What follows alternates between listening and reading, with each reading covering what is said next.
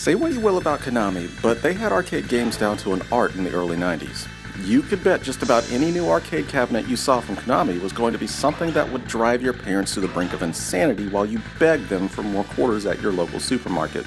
And while Sunset Riders may not have caused the fervor that something like Turtles in Time or X-Men did, it was still one of my favorite games to throw a few quarters into while my grandpa argued about tobacco prices with cashiers. And then later on down the road, we even got a fantastic port of the game to the Super Nintendo and Genesis. The Super Nintendo version being the one that we'll be focusing on today. Sunset Riders is a bit of a departure from the mostly beat-em-up blueprint Konami perfected during the early 90s. This time, instead of using fists to take down seemingly infinite armies of bad guys, you get a pistol or shotgun to use depending on which cartoonish Western cowboy stereotype you chose. I generally always chose Cormano because he looked like he would be that one guy in a Western movie that would call everyone a gringo and then probably shoot everybody. After you select your character though, it's off to some good old side-scrolling Western shoot-'em-up fun.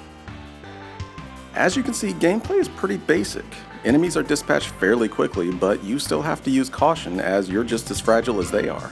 Using cover was a novel idea and perfectly replicated the fun of an old wet shootout in a video game. The game also kept things varied with stages where you ride on horseback, ran on top of a bull stampede, or played through a light gun-esque minigame. Throw in some over-the-top boss encounters and you've got yourself one hell of a good game. Just as long as you don't expect that game to last more than 30 minutes. Yes, like all great Konami arcade games, Sunset Riders is over before you know it.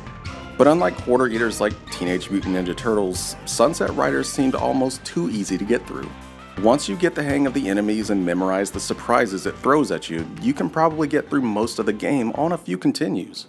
It's even easier when you've got a buddy playing with you.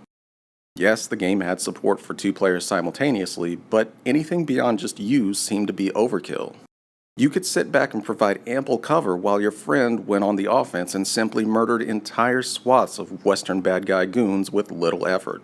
Still though, even with difficulty ramped up, the game seemed criminally short. This stung even worse when you realized you just paid $60 for it on your console of choice. Even with its flaws, Sunset Riders provided an amazing cartoony Western-style game that has been sorely lacking in gaming for years. It was always a novelty to see any game set in the Old West, and Sunset Riders delivered in spades on just about all fronts. It ended up being, at least to me, one of the more memorable games of its day. So if you ever get the chance to grab it for a reasonable price and have maybe 30 minutes to an hour to kill, maybe take the plunge and show those gringos who really won the West.